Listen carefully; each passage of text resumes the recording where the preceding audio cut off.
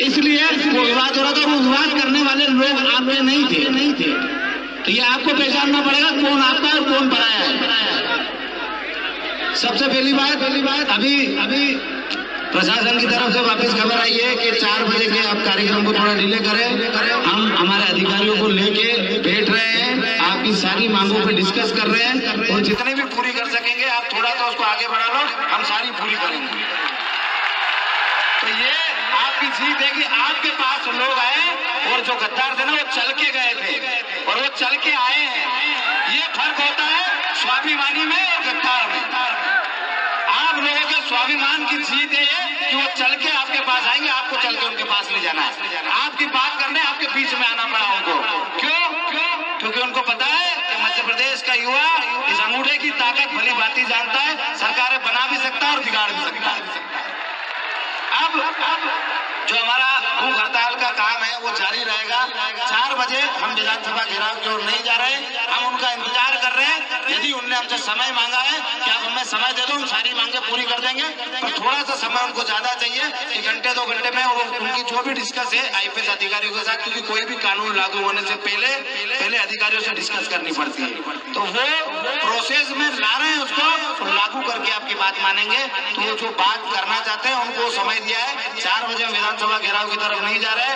जो अनशन का कार्यक्रम है मैं यहीं बैठ के अनशन पे बैठूंगा, जो अभी तक बैठा हूँ। अनशन जारी रहेगा, अनशन समाप्त नहीं है, नहीं आंदोलन समाप्त है। अब पहली बात, हमारी लड़ाई क्या है ये हर युवा को पता होना चाहिए कि नहीं होना चाहिए। अपनी लड़ाई क्या है पता होना चाहिए कि नहीं होना चाहिए। अपन क्या मांगे पूरी कराने के लिए लड़ रहे हैं। तो हमारी पहली मांग है आर्थिक आधार पे आरक्षण।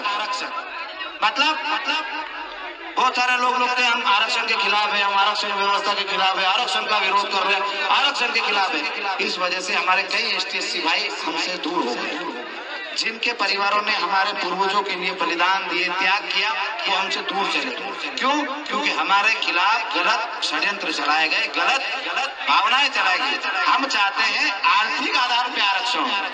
आर्थिक आधार पे आरक्षण होगा तो जो भी गरीब है, यदि राजपूत गरीब है तो उसको भी आरक्षण मिलेगा, ब्राह्मण गरीब है तो उसको भी आरक्षण मिलेगा, यदि जैन गरीब है तो उसको भी आरक्षण मिलेगा, यादव गरीब है तो उसको भी मिलेगा, जाट गरीब है तो उसको भी मिलेगा, पाटीदार गरीब है तो उसको भी मिलेगा, गुर्जर गरीब है तो उसको भी मिलेगा। जितने भी जनरल ओबीसी या एसटी की जातियां हैं सभी को आरक्षण का लाभ मिलेगा, जातिगत न होकर आर्थिक रूप से। जो गरीब होगा वो उसका लाभ लेगा और जो अमीर होगा वो स्वतः ही उस आरक्षण की प्रक्रिया से बाहर हो जाएगा। हमने उसमें मांग भी व्यवस्थित करी है कि जिनकी 8 लाख से ज्यादा आय है उनको उस आरक्षण व्यवस्था में नहीं रखा। तो हमारी लड़ाई जाति से नहीं है, सिस्टम से के सिस्टम बदला कैसे जाए, क्या सुधार होने चाहिए आरक्षण में। तो हमने हमारी बात रखी कि आरक्षण को इस प्रकार से लागू किया जाए। दूसरी मांग है हमारी एसटी एससी एक्ट में परिवर्तन। एसटी एससी एक्ट में परिवर्तन कैसे? क्योंकि इसमें जांच का प्रावधान नहीं है। जांच का प्रावधान नहीं है। यदि आपकी किसी ने झूठी भी रिपोर्ट कर दी तो आपको सीधे जेल जाना पड़ेगा। हम ये चाहते हैं कि यदि कोई अन्याय करे तो जेल कर दो, कोई तकलीफ नहीं, पर बहुत सारे निर्दोष भाइयों को जेल काटनी पड़ती है, राजनीतिक षड्यंत्रों का शिकार होना पड़ता है। हम सब उस एक्ट से प्रताड़ित है और उसको जो दुश्मन होते हैं आपके, हमारे या जो राजनीतिक लोग होते हैं वो किसी युवा का भविष्य खराब करने के लिए उपयोग करते हैं। तो हम चाहते हैं कि उसमें जांच का प्रावधान हो, पहले जांच हो फिर गिरफ्तारी हो। यदि वो दोषी है तो उसको जेल कर दो, सजा कर दो, पर यदि वो दोषी नहीं है, निर्दोष है, तो उसको बाइज्जत बरी करके उसको मुकदमा ही दर्ज नहीं। ये हमारी मांग है।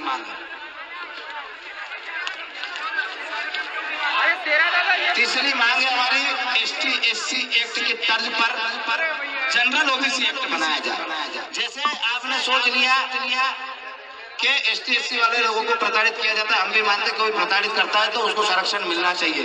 वैसे ही जनरल ओबीसी के व्यक्ति को भी कोई प्रताड़ित करता है तो उसको भी संरक्षण मिलना चाहिए, उसको भी अधिकार होने चाहिए। उसके जो मौलिक अधिकार है उनमें एक समानता का अधिकार है। यदि किसी एक वर्ग को आपने कोई एक्ट या कानून बना के दिया है उसके हक अधिकारों की रक्षा करने के लिए, तो हम भी उस मौलिक अधिकार में आते हैं कि हमें भी समानता के अधिकार जो मिले हैं उसके आधार पर जनरल ओबीसी एक्ट बने, ताकि हमारे लोगों के ऊपर भी कोई अन्याय अत्याचार या प्रताड़ना दे तो उसके ऊपर भी वो मुकदमा हो सके। दोनों में समानताएं क्या होनी चाहिए, बेटी किसी की भी हो। इसलिए हम चाहते हैं कि भर्ती कानून बना जाए, भर्ती आयोग बनाया जाए, ताकि मध्य प्रदेश शासन भर्तियां सुनिश्चित कर सके कि इतनी भर्तियां साल में निकालनी है। 8वीं मांगे मध्य प्रदेश में जहाँ जितने भी मीडिया कर्मी हैं उनकी भी हमारे पास एक मांग आई थी, ज्वलंत मांग थी, हाथों हाथी आई थी। तो उन मीडिया कर्मियों के लिए भी हमने एक मांग रखी है कि मध्य प्रदेश में मीडिया कर्मियों को अधिमान्यता देने वाली तथा बीमारी में आर्थिक मदद देने वाली राज्य और संभाग स्तरीय समितियों का पुनर्गठन किया जाए और मीडिया कर्मियों पर लादे गए झूठे मुकदमे वापस।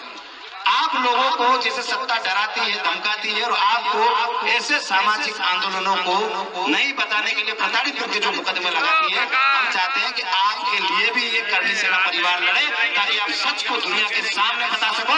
सच क्या है ये आप बताओगे, ये हमारी जवाबदारी है। हम आपके लिए आजीवन लड़ेंगे निस्वार्थ भाव। इसलिए आपकी मांग रखी है कि आपको कोई डरा धमका नहीं सके और आप पे जो झूठे मुकदमे होते हैं वो वापस हो।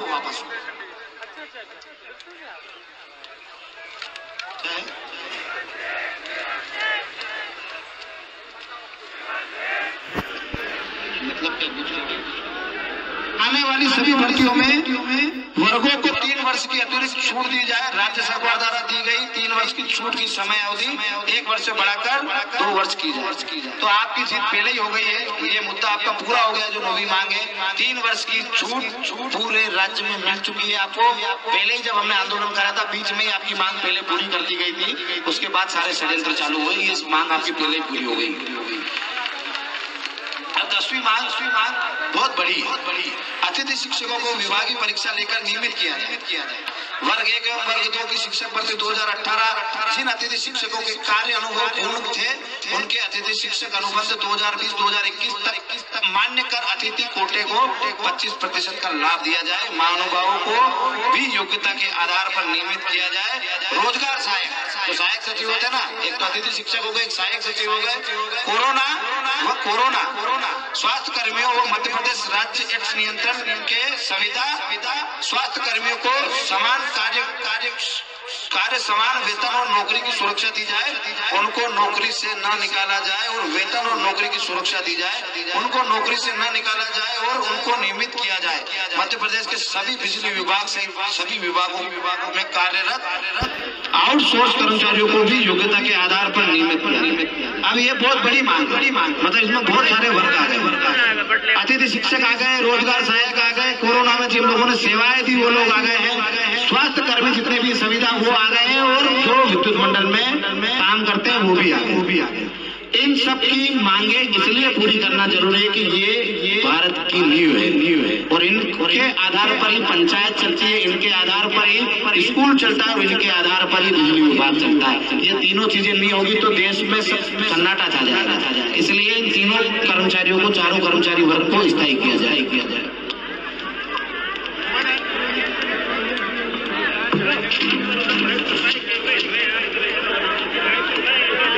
किसानों के हित में स्वामीनाथन कमेटी की सिफारिश को लागू किया जाए ताकि किसानों को उपज पर उसका सही मूल्य मिल सके और रासायनिक खादों की बढ़ती कीमतों पर अंकुश लगाया जा सके। रोजड़ा घोड़ा रोग और जंगली सुअर से प्रदेश के कई क्षेत्रों में किसान परेशान है। इसमें निजात दिलाने के लिए उचित कार्य योजना बनाई जाए ताकि किसानों को कृषि उपकरणों पर समस्त प्रकार के टैक्स से छूट दी जाए।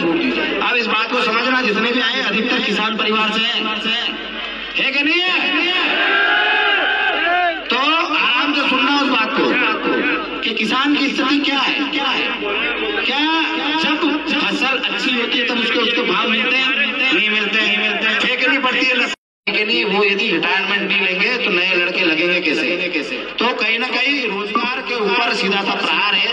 तो हम चाहते हैं कि उनकी जो भी व्यवस्था है वो सरकार करे, पर उनकी जब उम्र पूरी हो जाती है तो उनकी जगह नए लोगों को लाया जाए ताकि वो नए लोग रोजगार पा सके। गौ माता को राष्ट्र माता का दर्जा दिया जाए और गौशालाओं में जो भी समस्या यानी क्या समस्या मालूम?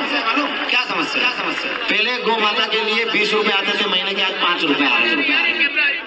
5 रुपए में गौ माता का पेट भर सकते हैं? नहीं भर सकते।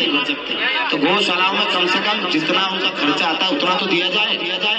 और जो गौमूत्र और गोबर है उसको सरकार खरीद के कहीं ना कहीं अच्छी जगह लगाए, खाद सामग्री हो या गौमूत्र से भी बहुत सारी चीजें होती है। अपने गैस भी के चूल्हे भी चलाए, गैस भी उत्पन्न हो सकती है गौ माता के गोबर से। तो उसके लिए व्यवस्थित रूपरेखा बना के गौ माता के लिए नियम कानून बना, माता को राष्ट्र माता का दर्जा दिया।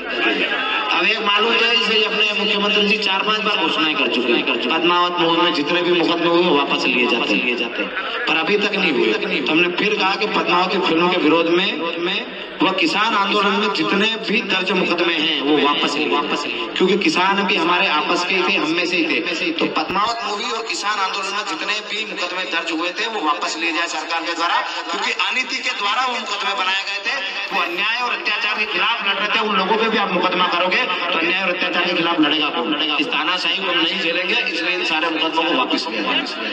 मध्य प्रदेश की भर्तियों में जहाँ के युवाओं को ही प्राथमिकता दी जाए, अन्य राज्यों के अभ्यर्थियों को कोटा सीमित किया जाए। जैसे कि कहीं भी सरकारी वैकेंसी निकलती है तो हर राज्य में अलग अलग कोटा निर्धारित है, हमारे यहाँ कोई कोटा निर्धारित नहीं। तो हम ये चाहते हैं कि मध्य प्रदेश के जो राज्य के युवा हैं उनको प्राथमिकता दे और एक कोटा सेट करे कि हर राज्य का अलग अलग कोटा इतने से इतने लोगों को मिलेंगे। हमें ये नहीं है कि कोई दूसरे राज्य का आगे नौकरी नहीं करे पर कोटा तय हो कि इतने लोग यहाँ करेंगे, बाकी के लोगों को यहीं के लोगों को रोजगार मिलेगा। यार राज्य में पहले से है, हमारे यहाँ